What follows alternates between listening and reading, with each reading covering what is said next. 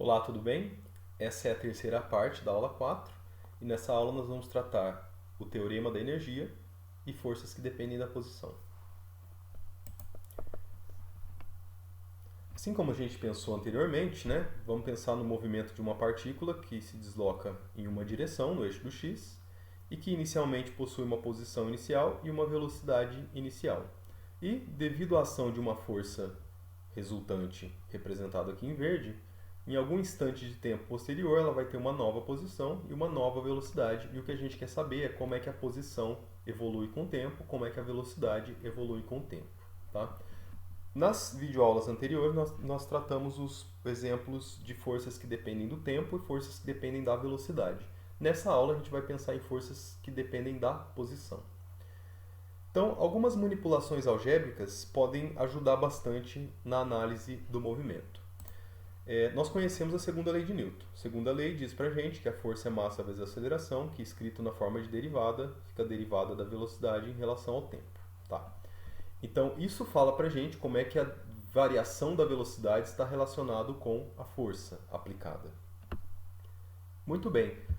Se eu pegar essa expressão aqui e multiplicar pela velocidade dos dois lados, eu obtenho essa expressão, que é uma expressão verdadeira, né? Ela fica um pouquinho sem interpretação, não sei direito o que essa equação significa, mas matematicamente falando, ela é correta, né? Porque ela veio dessa primeira e eu fiz a mesma coisa do lado esquerdo e do lado direito. Ótimo. Mas eu quero que a gente foque a nossa atenção nesse termo que aparece aqui, ó, V vezes delta V dt, V dV dt. Tá? Usando a regra da cadeia, se eu derivar a velocidade ao quadrado em relação ao tempo, lembra que a regra da cadeia fala pra gente o seguinte, ó, primeiro que eu não posso derivar a velocidade ao quadrado em relação ao tempo, porque não é a mesma variável, né? Se fosse em relação à velocidade, aí é aquela regra do tombo, beleza, poderia fazer. Mas quando a gente tem variáveis diferentes para derivar, a gente precisa usar a regra da cadeia. Então, a gente deriva em relação à variável que a gente precisa, vezes a derivada da variável nova em relação à antiga. Então, usando essa expressão aqui, a gente pode inferir qual que é o resultado dessa derivada aqui. Ó. Derivada da velocidade ao quadrado em relação ao tempo é igual a derivada da velocidade ao quadrado em relação a v, que é 2v, vezes dv dt. Bom, por que toda essa ginástica aqui, tanta preocupação com esse termo? É porque o que aparece aqui do lado direito, ó, v dv dt, é igual ao que aparece aqui, v dv dt. Bom, tem esse 2 aqui, mas não tem problema. Essencialmente eu tenho v vezes dv dt e eu vou substituir nessa fórmula por isso daqui. Então eu vou fazer uma troca. Onde aparece v dv dt, eu vou trocar pela derivada de v ao quadrado, só que eu vou ter que passar esse 2 para cá dividindo, né? Só para ficar igual. Então fazendo essa troca, esse termo todo aqui se transformou na derivada do v ao quadrado em relação ao tempo. Mais esse meio, um meio que aparece aqui por conta desse 2. Então, eu posso reescrever essa equação dessa maneira. Aqui eu tenho a derivada no tempo da velocidade ao quadrado. Tudo isso aqui que aparece fora da derivada são constantes. E essas constantes eu posso colocar dentro da derivada sem o menor problema, né? Então, se eu acrescentar ali dentro esse 1 meio de m dentro da derivada, eu fico com essa expressão aqui, ó, que a força vezes a velocidade é a derivada no tempo dessa quantidade, 1 meio de m vezes v ao quadrado. Agora, 1 meio de m vezes v ao quadrado é uma, seja lá o que for essa quantidade, é uma grandeza que, quando derivada, está relacionado com a força e com a velocidade. Então, deve ser uma grandeza, ela é certamente uma grandeza importante do ponto de vista matemático, porque ela permite a gente relacionar com força e velocidade. Mais precisamente, esse termo que aparece aqui é a energia cinética do movimento. É a energia do movimento de uma partícula, é a energia associada ao movimento, ela depende da velocidade. Então, corpos que possuem velocidade, partículas com velocidade, possuem uma quantidade que a gente chama de energia cinética. E essa energia cinética depende da massa da partícula, como a gente pode ver aqui, e depende da velocidade ao quadrado dessa partícula, vezes 1 meio, que é para ficar coerente com o resultado que a gente obteve até aqui. Então, o que essa fórmula aqui para mim está dizendo é que força vezes velocidade é a derivada no tempo da energia cinética. Eu posso escrever essa mesma coisa que eu acabei de falar agora, usando o teorema fundamental do cálculo, na maneira inversa, né? Se força vezes velocidade é a derivada no tempo da energia cinética, então a variação da energia cinética vai ser a integral de tudo isso daqui, de força vezes velocidade no tempo. Então, seja lá o que for esse negócio, a variação dela pode ser calculado por meio da integral da força. Muito parecido com aquilo que nós fizemos lá atrás quando a gente estava estudando força que dependia do tempo, né? Só que aqui não é o momento linear que aparece, é a energia cinética.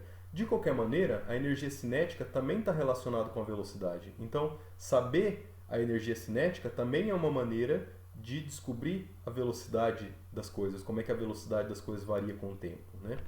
Aqui não é a velocidade linear, não é a velocidade elevada à primeira potência, é a segunda potência, mas ainda assim estão relacionadas. Então, essa expressão aqui ela pode ser extremamente útil para a gente resolver e encontrar as funções horárias que descrevem os movimentos que a gente está analisando. Então, eu tenho essa expressão. A variação da energia cinética é a integral no tempo de força vezes velocidade. Ótimo. Mas lembre-se que a velocidade ela é a derivada da posição em relação ao tempo, né? Se a gente está chamando a posição de x, então a derivada é de x em relação ao tempo. Ou ainda, eu posso reescrever essa expressão aqui desse jeito, que v vezes dt, o diferencial da velocidade vezes o diferencial do tempo, é o diferencial de posição. Então, esse cara que aparece dentro da integral, ó, v vezes dt, eu posso substituir por dx, simplesmente. E isso faz com que eu possa reescrever essa expressão desse jeito. Então, a variação da energia cinética é igual à integral da força na posição. Não no tempo, na posição. E isso aqui ajuda a gente a resolver problemas de forças que dependem da posição. Porque lembra que quando a gente estava estudando força que dependia do tempo, a gente tinha alguma coisa aqui, né, que era a variação do momento, que estava relacionado com a velocidade. E do lado direito, a gente tinha uma integral da força em relação ao tempo. Aqui é muito parecido. Ó. A gente tem a variação da energia cinética, que é alguma coisa que depende da velocidade. E do lado direito nós temos a integral da força em relação à posição. Então agora, quando a força depender da posição, eu posso usar essa técnica aqui para resolver esse problema sem muito mais dificuldade. Esse termo que aparece do lado direito, a integral da força ao longo da distância, recebe um nome específico. E isso está relacionado com o esforço que é necessário fazer para fazer com que uma partícula saia de uma posição e vá até outra posição. Porque, de certa forma, a partícula, a força F é responsável pela movimentação dessa partícula, né? Então, seja lá quem for que está aplicando a força F nessa partícula, está realizando um trabalho, está realizando um esforço para isso acontecer.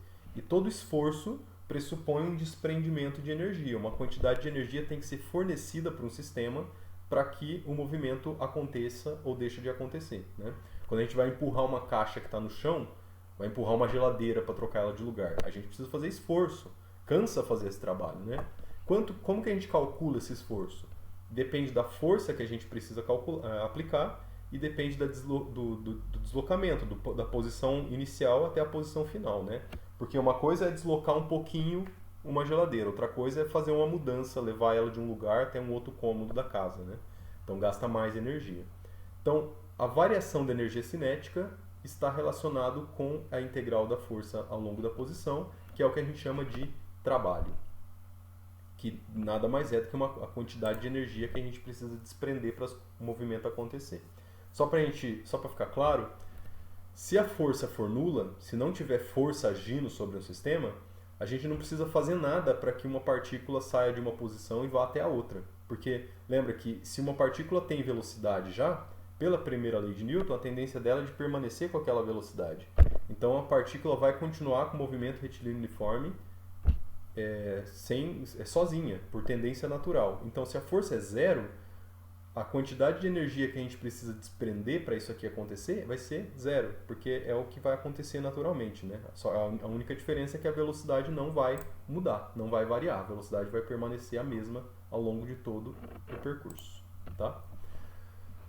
Um exemplo rapidamente aqui para a gente entender essa ideia. Vamos calcular o trabalho realizado por uma força constante. Então, uma força constante pode ser escrita como produto da massa vezes a aceleração. A gente pode calcular o trabalho aqui, a gente vê que o trabalho ele vai ser a força vezes o deslocamento, né? MA vezes o deslocamento. Colocando isso no teorema da energia, a variação da energia cinética, ou seja, ó, nesse ponto a partícula tem uma energia cinética, que depende da velocidade. Nesse ponto vai ter outra energia cinética, porque a velocidade vai ser outra. Então essa energia vai ter aumentado ou diminuído, dependendo da velocidade ter aumentado ou diminuído. Da onde que veio essa energia responsável em aumentar a velocidade da partícula? Veio do trabalho realizado pela força, que a gente calculou aqui e deu essa quantidade. Então, fazendo essa comparação, ó, a diferença de energia cinética é igual ao trabalho realizado. Olha que tem a massa multiplicando os dois lados dessa equação, posso simplificar, ou ainda reescrever essa equação aqui desse jeito, que a gente conhece bem essa equação, né? Essa aqui é a famosa equação de Torricelli, que a gente pode obter até por meios de cinemática, mas que confirma um resultado que a gente já conhecia, né? Que também está relacionado com o teorema da energia cinética. Muito bem. Então, de forma geral, essa expressão aqui ela permite a gente encontrar a velocidade das partículas, tá? Para isso, eu posso inclusive isolar a velocidade o v aqui de um dos lados da equação e eu fico com essa expressão aqui, ó. Esse termo depende de v0, mas aí é só uma questão de saber resolver essa integral. Se a força for uma força que depende da posição, beleza, eu resolvo a integral e isso já vai me ajudar bastante a resolver o problema que eu estou querendo. Quando a gente resolve uma integral de uma força que depende da posição, isso aqui vai dar um resultado, né? Essa integral vai dar um resultado, mas lá no final das contas a gente vai ter que substituir os limites de integração.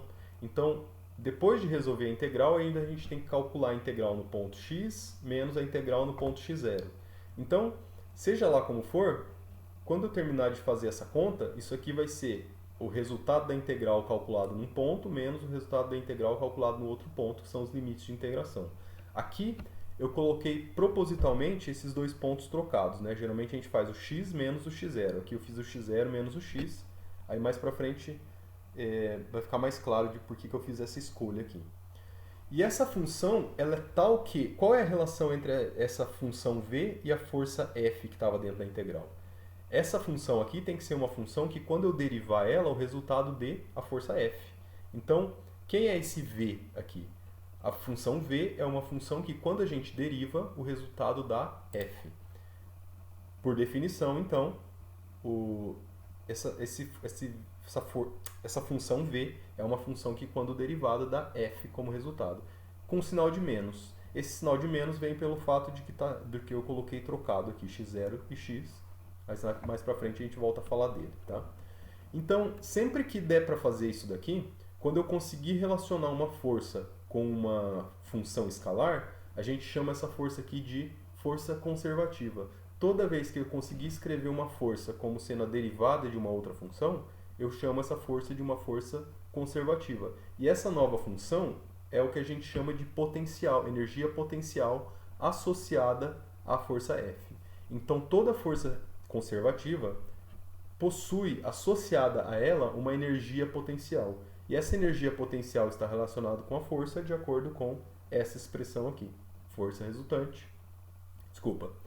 dependendo do tempo é igual a derivada da energia potencial. Só para a gente entender uma coisa, ó, vamos supor que existe uma energia potencial que é dado por essa função aqui, representado por essa função. Graficamente é dado por essa função. Claro que vai ser uma função matemática analítica, mas graficamente vamos pensar nisso daqui. Alguns pontos aqui são importantes para a gente entender o que está acontecendo. Tá? Eu vou marcar aqui os ponto de máximo, ponto de mínimo e esse outro ponto aqui que é o ponto onde o potencial deixa de ser constante. Então esse potencial ele é constante até chegar aqui na posição XA, depois ele desce, tem um ponto de mínimo aqui no ponto XB, depois ele sobe, tem um ponto de máximo aqui no ponto XC. Como é que eu sei a respeito da força aplicada, né? Porque se uma partícula está se movimentando ao longo do eixo do x, então significa que a força está agindo sobre essa partícula e essa força ela é diferente em posições diferentes, porque a força ela depende da posição, né? E como é que essa força depende da posição? Para isso, basta, se eu posso saber isso olhando para o potencial. Lembrando que para saber a força a partir do potencial, eu preciso derivar essa função, né? Então, nessa primeira parte aqui do movimento, por exemplo, o potencial ele é constante. Se o potencial é constante, a derivada de uma constante é zero. Então, significa que a força que age sobre a partícula nessa primeira parte, antes do xa, é zero. Não tem força que age sobre a partícula nesse primeiro trecho. No restante dos pontos, eu preciso fazer análise de reta tangente, né? Então, por exemplo, ó, num ponto entre xa e xb. Num ponto entre xa e xb, a derivada aqui é uma derivada decrescente, né? Uma derivada negativa. A inclinação é negativa. Se a inclinação é negativa, com esse sinal de menos que tem aqui, significa que a força vai ser positiva, vai estar apontando na direção positiva do eixo. Então, a força que age sobre a partícula entre A e B é uma força que puxa ela para a direita. Entre B e C, a inclinação da reta tangente é uma inclinação positiva. Com esse sinal de menos, significa que a inclinação, significa que a inclinação vai ser negativa. Então, a força que age sobre a partícula entre o ponto B e o ponto C é uma força que está puxando ela para a esquerda, conforme a gente pode ver aqui. Depois do ponto C, a inclinação é negativa. Com o sinal de menos, a força fica positiva, então é uma força que puxa para a direita. Em particular, nos pontos de máximo e de mínimo do potencial, a derivada é zero, né? Então a inclinação da reta é zero. Significa que a força que age sobre a partícula nesse ponto é zero. Então, exatamente em xb, x igual a xb, a força é zero. E exatamente em xc, a força também é zero. Nos outros pontos, obedecem essa análise que a gente acabou de fazer aqui. E aí, só para finalizar,